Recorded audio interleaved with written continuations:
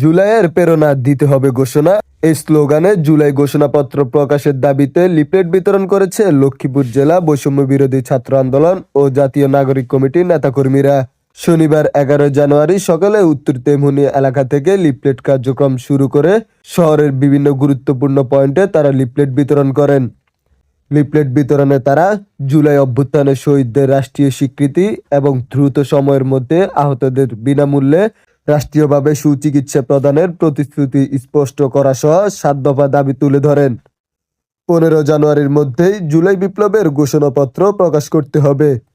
Leaflet বিতরণে বৈষম্য বিরোধী ছাত্র আন্দোলনের জেলা কমিটির, জাতীয় নাগরিক কমিটির বিভিন্ন পর্যায়ের নেতাকর্মীরা উপস্থিত ছিলেন।